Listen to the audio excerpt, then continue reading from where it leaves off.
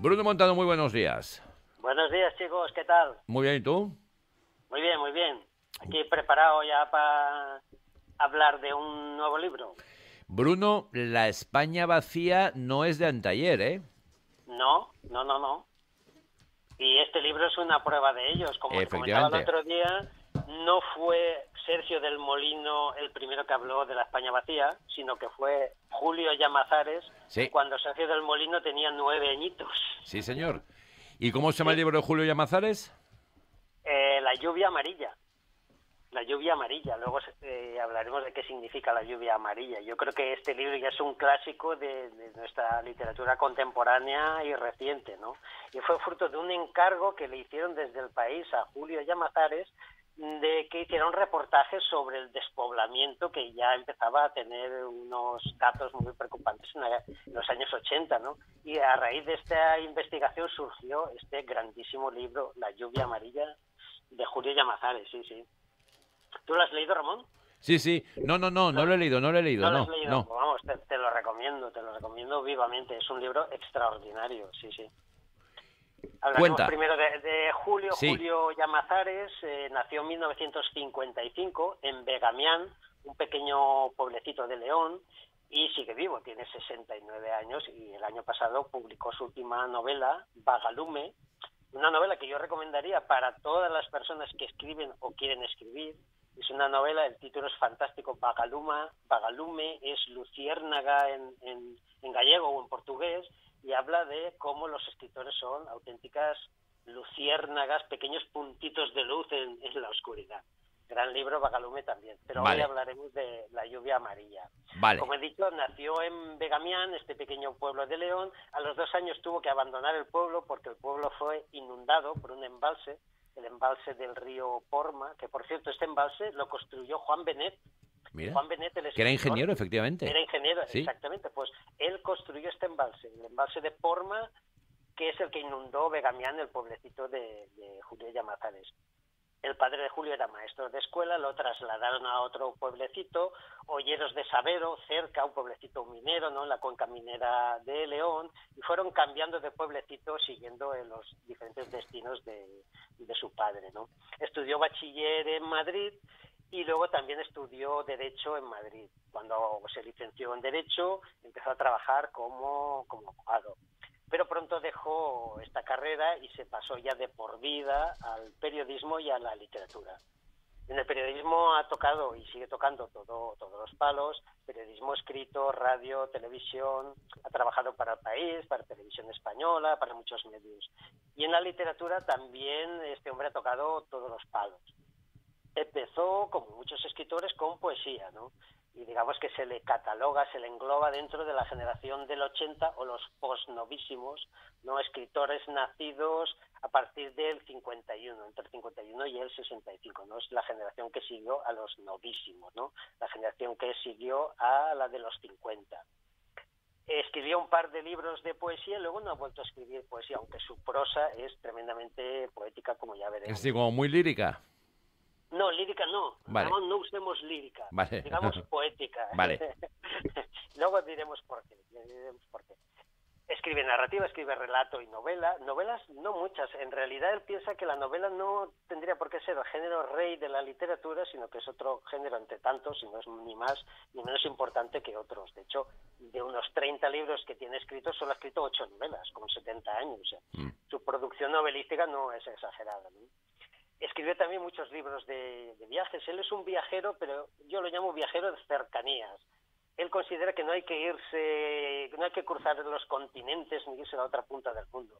Él viaja por España, viaja por León y tiene un montón de libros de viajes, entre ellos uno curiosísimo, un par de ellos, en el que viajó a todas las catedrales de España y escribió un texto en cada una de ellas. Y luego esto Qué lo chulo. agrupó en 2 volúmenes, lo llama Las Rosas de Piedra, las catedrales, y trata de contar qué le dice cada catedral a él, ¿no? Y viajó por toda España recorriendo en varios años las casi 70 catedrales que hay en España. También escribe mucho artículo periodístico, los ha recopilado en varios volúmenes que se pueden leer también, están publicados.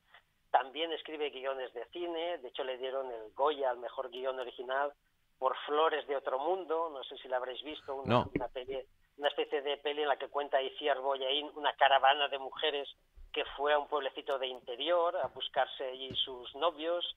Creo que era Lluís Tosar y Pepe Sancho los protagonistas de... Seguro que la habréis visto, tiene años ya esta peli. Pues por esta peli le dieron un Goya al mejor guión original. Ok. Es un hombre que pertenece a lo que no sé si se llamará así, yo lo llamo la Escuela de León, porque hay un grupo, media docena de escritores de León, ya ves, tan pequeña que es esta comunidad autónoma, han surgido una cantidad de escritores extraordinarios. Terapia y yo, por ejemplo, quiero recordar. Sí, me sorprende, fíjate, Luis Mateo Díez, Sí. José María Merino, los dos académicos, uno premio Cervantes, el otro premio nacional, Juan Pedro Aparicio, también premio de las letras castellano-leonesas, el propio Julio Llamazares, el gran poeta Antonio Gamoneda, que es también premio Cervantes. O sea, hay una cantidad de escritores extraordinarios en León que están todos entre los 70 y 90, Gamoneda será el mayor, entre los 70 y 90, un ramillete de escritores fantásticos. Los llama, el propio Luis Mateo Díez los llama novelistas o escritores de la memoria, ¿no? Porque ellos consideran que la memoria es el principal sustrato del proceso creativo. Fíjate, yo tuve el privilegio y el honor de entrevistar a Luis Mateo Díez. Le habían dado recientemente el premio Cervantes hace unos meses y tuve la oportunidad de entrevistarlo en Valencia. Estuvimos tomando un café y hablando, y fíjate lo que me dijo, lo apunté porque me pareció una reflexión extraordinaria, y me dijo: la imaginación no es otra cosa que la memoria fermentada. O sea, la memoria, Caray. en la memoria está macerado toda la experiencia vital, la experiencia intelectual, y a partir de ahí se proyecta la imaginación. La repito porque es fantástica. La imaginación no es otra cosa que la memoria fermentada. Me parece fantástico. Por eso él los llama a todos estos escritores, literatos, narradores de la memoria. Fantástica escuela, grupo, como queramos llamarlo. Sí. Nada, voy a hablar ya directamente de La lluvia amarilla. Yo creo que es un libro por el que Julio, yo creo que pasará a la historia de la literatura. No sé si se le sigue leyendo en enseñanzas medias después de haberos escuchado ayer, y lo que comentabais de la docencia actual. No sé si se seguirá leyendo La lluvia amarilla, pero en su día la recomendaban en enseñanzas medias porque es un libro fantástico. Sí. Cuento el argumento. El libro pues narra la historia de Andrés, que es un pequeño pastor del Pirineo ostense, que en su última noche en la tierra, digamos, evocará su vida en Ainielle. Ainielle es un pequeño pueblo de la montaña en el que este pastor, Andrés, acabará siendo el último habitante. Narra, pues, este último habitante de Ainielle, el progresivo hundimiento tanto del pueblo como de sí mismo tras 10 años, digamos, de completa soledad en el mismo. La forma que utiliza es un monólogo interior, la famosa corriente de consciencia que puso de moda el Ulises de Joyce, ¿no? El protagonista, que a su vez es el narrador, pues hace una retrospectiva de su vida, ¿no? Usando hoy aprenderemos un término, la analepsis, que es como se llama en literatura los flashbacks típicos del cine. En literatura se llama analepsis. Entonces, analepsis. El libro sería una sucesión de analepsis constantes, ¿no?, que hace el propio Andrés de su vida. La novela es corta, podríamos llamarla o bien un relato largo o bien una novela corta. Tiene 140 páginas y está dividida en lo que podrían ser 20 secuencias o 20 capítulos. El propio Julio los llama episodios memorialísticos o golpes memorialísticos, porque él dice que la memoria no narra linealmente en lo temporal, sino que funciona dando saltos. Entonces, en este monólogo él va dando saltos para a golpe de memoria recordar lo que ha sido su vida y la vida de su pueblo. Su escritura es de una grandísima intensidad, es muy rico el texto en lo semántico y en lo lingüístico. El tono, Ramón, es sobrecogedor, a veces incluso angustiante, es muy poético, como decíamos antes, pero claro, para él la poesía no es un género literario, a pesar de que lo practicó al principio. Para él la poesía es algo más amplio, es una forma de mirar la realidad. Y desde la mirada poética podemos transformar la escritura en literatura. Es decir, que toda la escritura no es literatura, que a la escritura a la que se le añade poesía o visión poética se transforma en literatura. Estoy de acuerdo, no se queda en escritura. ¿Estás de acuerdo? Pues estoy de acuerdo, Bruno. Sí, sí, yo también, yo también, yo también. Si no hay poesía, si no hay toque poético, Sí, no hay literatura, hay solo escritura. sí, Que señor. me parece bien la O escritura, es redacción. muy, sí, o redacción, pero no hay literatura. Él lo tiene clarísimo y incluso su prosa es muy poética y más este libro.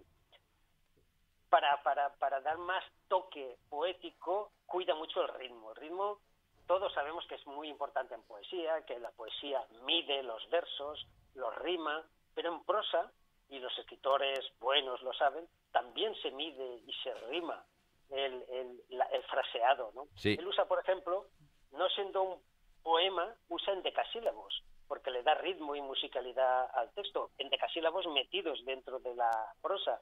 Usa un montón de recursos estilísticos que dan ritmo también, como los paralelismos, las reiteraciones, las aliteraciones, que son repeticiones de sonidos en la misma frase, la típica tres tristes tigres. Sí.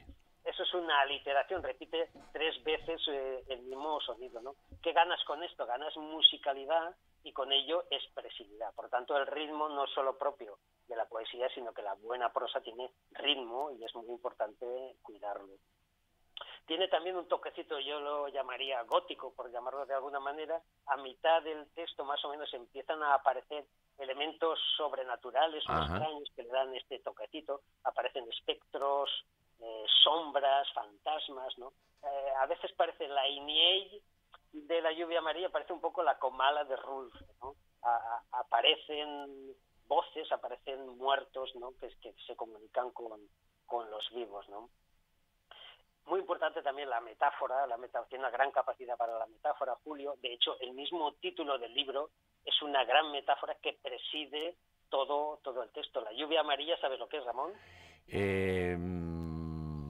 No.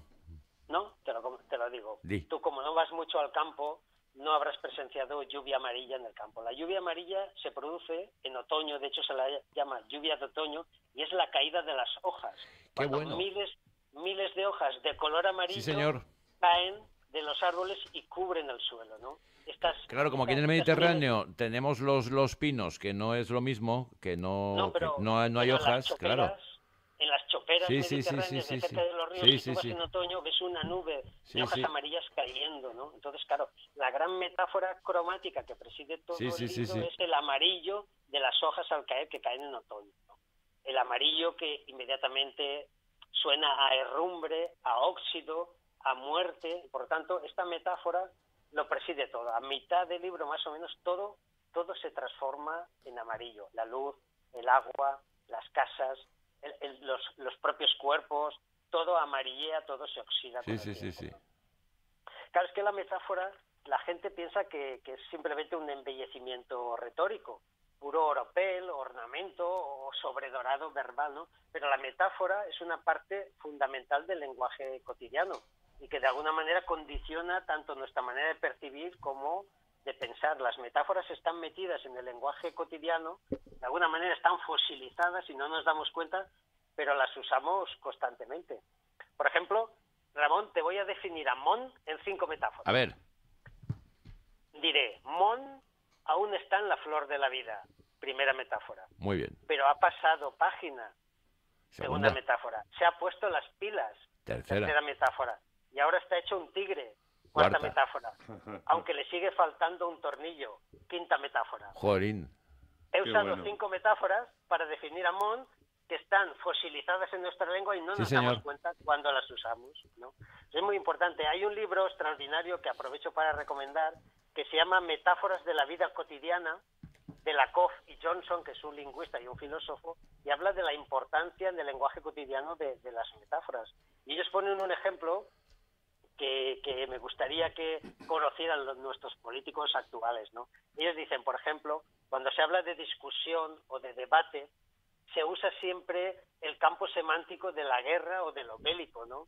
Y se habla y se dice los rivales atrincheraban en sus posiciones, hay que atacar los flancos débiles, destruir sus argumentos, salir vencedor de la contienda. O sea, cuando se habla de discusión o debate, se usa el campo semántico de la guerra o lo bélico. Y ellos plantean, ¿qué pasaría si en vez de usar para esto el campo semántico de la guerra, usáramos el campo semántico del baile o de la danza, ¿cómo cambiaría la idea que tenemos de la discusión o el debate en el campo político si usáramos lenguaje extraído del campo semántico del baile, por ejemplo? Sería fantástico que esto ocurriera. Y ya para acabar, hablaremos de los dos temas fundamentales del libro, que yo creo que van en paralelo, ¿no? Que son el desmoronamiento, digamos, paralelo, por una parte de Ainielle, del pueblo, el desmoronamiento desde el punto de vista antropológico, cultural, incluso arquitectónico, ¿no? Y que habla del éxodo rural, del despoblamiento, del vaciamiento, ¿no? Antes hablamos de Sergio del Molino con su libro La España vacía, que puso en el foco de la actualidad, ¿no?, este despoblamiento.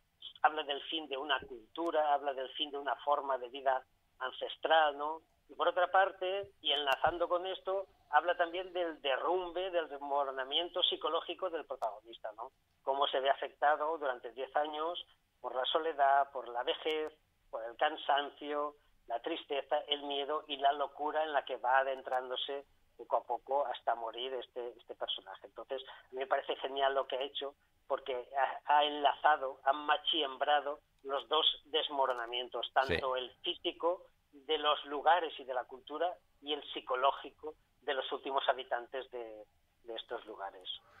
Caray. Fantástico texto. Nada, en una tarde se lee. Hablamos hace 2 semanas del Cuarteto de Alejandría, que eran 1000 páginas, pues este son 140 páginas y en una tardecita se puede leer y tienes una experiencia literaria intensísima y de enorme calidad. Vale. Ahora Silvia nos leerá un fragmento que hace referencia a esta lluvia amarilla, ¿no?, que es la gran metáfora que preside el libro. Vaya ya, que estoy abriéndolo, que si no, no veo. Pero de pronto, hacia las 2 o las 3 de la mañana, un viento suave se abrió paso por el río y la ventana y el tejado del molino se llenaron de repente de una lluvia compacta y amarilla. Eran las hojas muertas de los chopos que caían, la lenta y mansa lluvia del otoño que de nuevo regresaba a las montañas para cubrir los campos de oro viejo y los caminos y los pueblos de una dulce y brutal melancolía. Jolín, Bruno. Fantástico. Hay que leerlo, Ramón. Siempre es un placer escucharte, querido Bruno. Un abrazo a todos. Un abrazo, a ver cuándo te vemos, ¿eh? Escapate un día y te vienes. Pronto. Vale, un abrazote. Un abrazo.